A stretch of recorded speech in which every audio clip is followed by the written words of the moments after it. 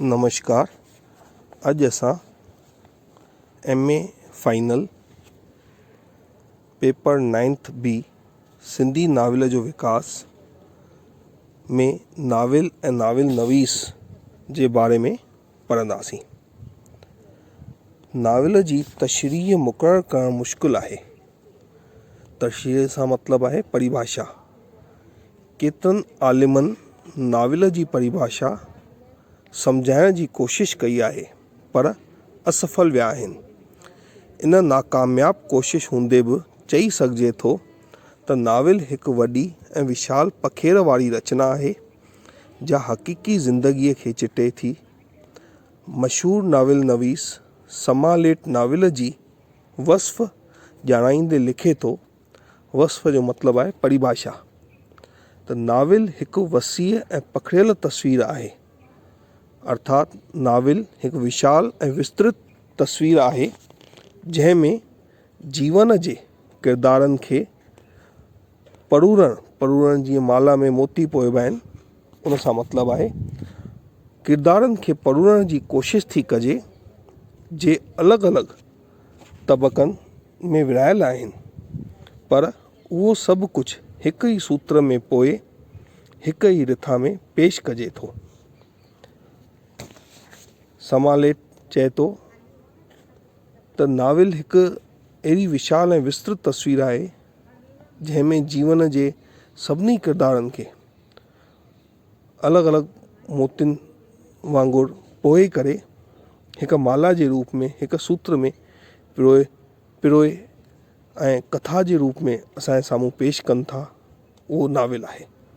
रालिफ focus चवे थो novel रुगो अफ़सानवी नसुर न आहे, अर्थात किस्सो कहाणियूं कोन्हे, उहो ज़िंदगी जो नसुर आहे जंहिंमें इंसान जी मुकमिल तस्वीर मिले थी, अर्थात जंहिंमें जीवन जी सच्चाई जीवन जो इंसानी जीवन जो हिकु तस्वीर नज़र अचे थी।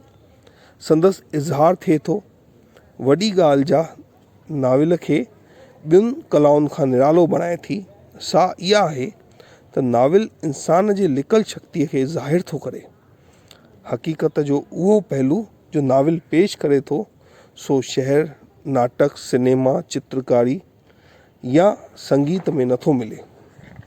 अर्थात जॾहिं को नाविल पढ़िबो आहे त उन में ईअं महसूसु थींदो आहे त ॼण शायदि उहा कहाणी असांजी या असांजे कंहिं मिलण वारे जी या रिश्तेदार जी हली रही आहे ऐं पढ़ण वारो उन में एतिरो त खोइजी वेंदो आहे जो जेसि ताईं इहो महसूसु थींदो आहे त अॻियां छा थींदो, अञा इन खां पोइ छा थींदो, इन खां पोइ कीअं थींदो। अगरि नाविल में किथे दुख थो अचे त दुख महसूसु थींदो आहे ऐं सुख थो अचे त सुख बि महसूसु थींदो आहे। मेरी मैकार्थी अमेरिका जी लेखिका लिखे थी त नाविल आहे थुल्हो मोटो नसुर जो किताबु जो जीवन जी सॼी कहाणी ॿुधाए थो। M.E. फ्रॉस्टर लिखियो आहे नाविल वॾो ढेर आहे। नाविल जा रूप अनेक आहिनि, लेकिन अनेक रूपनि हूंदे बि नाविल जा के बुनियादी सिद्धांत मुक़ररु थियल आहिनि जिन खां को बि नाविल मुक्ति पाए नथो सघे। उहे आहिनि, पहिरियों आहे कहाणी, ॿियों किरदारु, टियों आहे रिथा। नाविल कहाणी थो ॿुधाए। कहाणी नाविल जो मुख्य अंग आहे। कहाणी नाविल जी आत्मा आहे। कहाणी वाक्यनि जी हक़ायत आहे। कहाणीअ खे दिलचस्प बणाइण लाइ इहो ज़रूरी आहे त उन में इंतज़ार जी वस्फ़ भरियल हुजे। पढ़ंदड़ पाण खां वर करे पियो पुछे त हिन खां पोइ छा थींदो। ऊच कोटीअ वारो नाविल उहो आहे जो पाठक खे मंडियल रखे थो, अर्थात पाठक खे लास्ट ताईं जोड़े रखे थो। पाठक कॾहिं बोरियत महसूसु नथी थिए, ईअं महसूसु नथो थिए त नाविल हाणे छॾे ॾिजे या इन खां पोइ छा थींदो उहो मूंखे ख़बर पइजी वियो आहे। अहिड़ो नाविल न हुजे जो कुझु पना ई पढ़ण सां पतो पइजी वञे त नाविल में अॻियां छा थींदो ऐं इन खां पोइ छा घटिजंदो।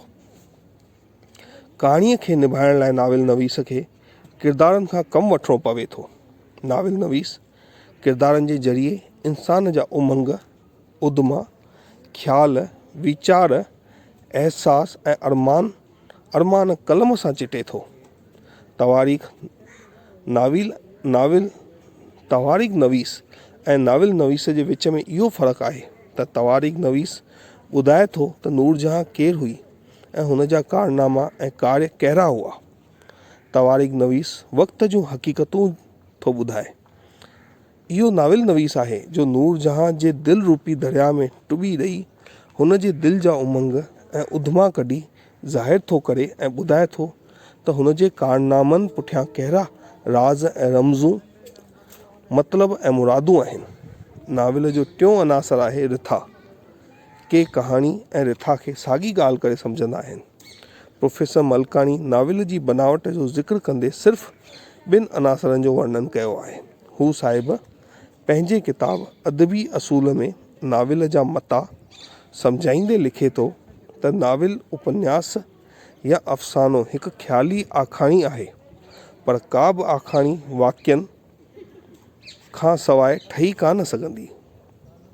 तंहिं करे नाविल जूं ॿ मुख्य ख़ासियतूं आहिनि, वाक्यकारी ऐं सीरत निगारी।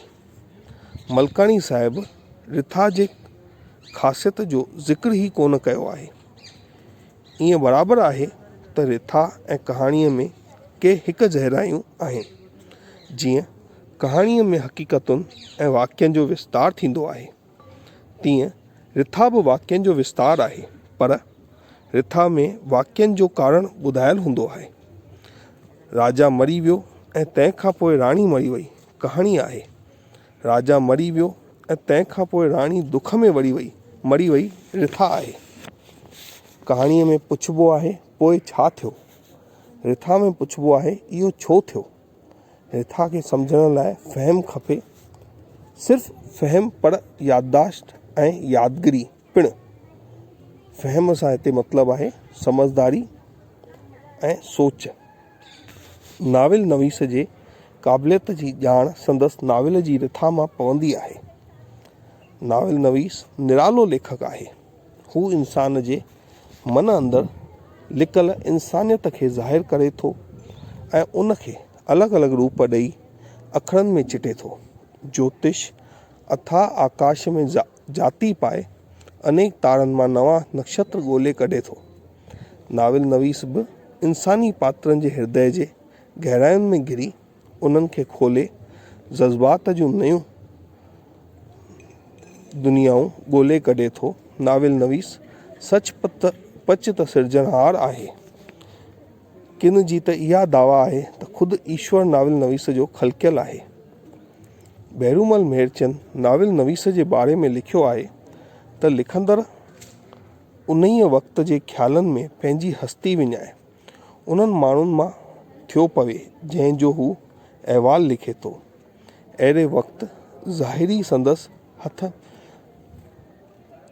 हथ ऐं संदसि कलम पिया हलनि, पर हू ईअं नथो सम्झे त मां हिन किताब जो लिखंदड़ आहियां ऐं जिन माण्हुनि जो किसो लिखां थो सा मुंहिंजे मग़ज़ जी पैदाइश आहे। बिल्कुलु न, इन्हनि ख़्याली माण्हुनि जी ख़ुशी हू पंहिंजी ख़ुशी ऐं उन्हनि जो दुख हू पंहिंजो दुख करे सम्झे थो ऐं उन्हनि जे दुख ऐं सुख जो अहवाल इन्ही उत्साह सां लिखे थो जो उन्हीअ वक़्तु संदसि दिलि जे अंदरियनि परदनि मां उभिरे थो। अर्थात बैरूमल मेहरचंद साहिब लिखनि था त नाविल नवीस जॾहिं को नाविल लिखे थो त नाविल में हू एतिरो त खोइजी थो वञे जो उन नाविल में जॾहिं दुख जी घटनाऊं थो लिखे त हुनखे ख़ुदि दुख महसूस थो थिए ऐं सुख जूं घटनाऊं थो लिखे त हुनखे ख़ुदि सुख महसूस थो थिए ऐं हू लिखंदड़ ईअं नथो सम्झे त हीउ जेको मां लिखां थो उहो रुॻो मुंहिंजे मग़ज़ जी पैदाइश आहे, मुंहिंजी उहा हिकु सोच आहे, पर हू हुन में एतिरो थो खोइजी वञे ॼण हू उन जो ई हिकु पात्र हुजे ऐं हू सभु घटनाऊं जेको लिखे थो उहे सभु उन सां ई घटिजनि पियूं थियूं।